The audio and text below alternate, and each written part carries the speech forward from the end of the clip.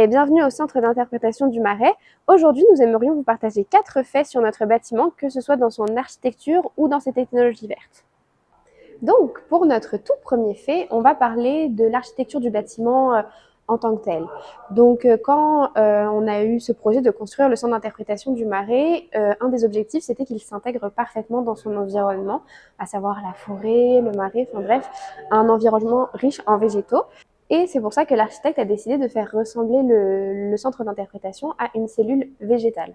Donc si on regardait le centre d'interprétation du haut, on verrait que ses bords sont de forme assez irrégulière, arrondie, comme une cellule. Donc la pièce où on se trouve actuellement, qui est assez ronde, avec son escalier en colimaçon au centre, en fait, symbolise le noyau de la cellule végétale et l'escalier représenterait son ADN. Mais l'architecte ne s'est pas arrêté là et a pensé le concept du bâtiment en cellule végétale encore plus loin, puisqu'il a décidé de représenter la perméabilité des membranes de cellules, même dans les ouvertures du bâtiment. Donc on va avoir tout le côté nord qui va être fermé pour protéger les pièces les plus importantes de notre bâtiment, par exemple la salle des machines, la salle des expositions.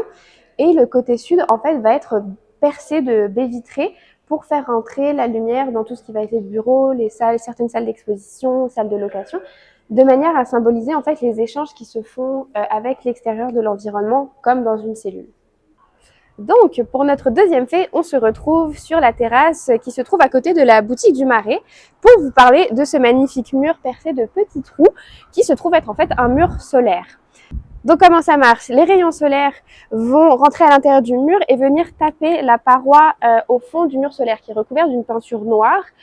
Ça va avoir pour effet de capter la chaleur et par tout un système de ventilation, cette chaleur va être transmise à l'intérieur du bâtiment. Pourquoi est-ce que ce mur est percé de petits trous? Eh bien, c'est tout un système de ventilation qui va permettre au mur de se refroidir et de ne pas être trop chaud, comme on a l'habitude de voir sur certains bâtiments qui sont plus anciens, où l'exemple parfait, en fait, c'est les murs qui sont en tôle et qui deviennent très très chauds l'été et donc qui perdent une grande partie de la chaleur qu'ils captent. De cette façon, la surface reste tiède en tout temps. Bon, en ce moment, elle est plutôt froide, on est hiver, mais elle reste tiède en tout temps. Et ça permet à la chaleur de ne pas être répartie vers l'extérieur, mais plutôt vers l'intérieur, et donc de réchauffer en partie notre bâtiment. Bon, alors pour notre fait numéro 3, on se retrouve sur le toit du centre d'interprétation du Marais pour vous parler en fait de notre belle toiture végétale. Donc à l'année, elle est quand même beaucoup plus fleurie et herbacée. Mais pourquoi est-ce qu'on a opté pour une toiture végétale? Tout simplement parce que ça a de nombreux apports bénéfiques pour les bâtiments.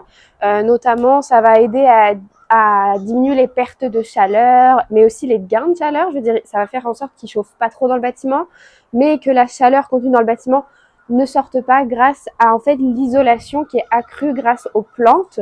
Puis on peut voir aussi dans les villes que c'est vraiment une stratégie qui est de plus en plus mise en place pour notamment tout ce qui est eau de pluie, eau de ruissellement. Donc en fait, quand il va pleuvoir, une grosse majorité de l'eau va être absorbée par les plantes, ce qui va servir à leur croissance. Mais quand il y a un surplus d'eau, en fait, les plantes, par transpiration, vont rejeter toute cette eau. Et en fait, ça va éviter que l'eau coule par terre, abîme le sol, des rues, etc. Donc, c'est quelque chose qu'on voit de plus en plus et que nous, on avait envie de mettre en place au Marais. Ça s'intègre bien dans notre mission. Donc, pour notre quatrième et dernier fait, on va parler de la structure du bâtiment. Donc, comme on peut le voir, c'est le bois qui a majoritairement été choisi pour la construction de notre centre d'interprétation, alors que dans les bâtiments publics, on a plus souvent l'habitude de voir de l'acier. Donc, pourquoi le bois?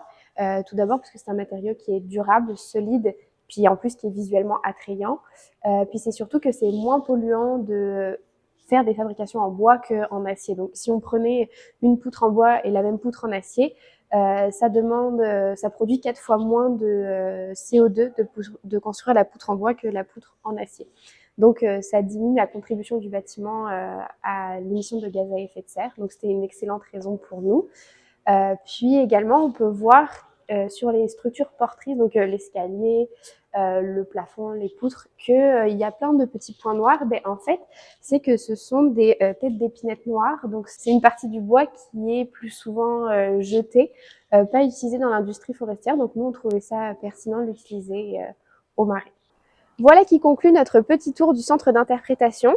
J'espère que vous avez trouvé ça instructif et que cela vous a inspiré à mettre en place dans votre milieu de vie quelques dispositifs pour être peut-être plus en accord avec l'environnement. N'hésitez pas à partager avec nous en commentaire si vous avez déjà mis en place des technologies vertes chez vous et que vous trouvez pertinent de nous partager. Bonne journée!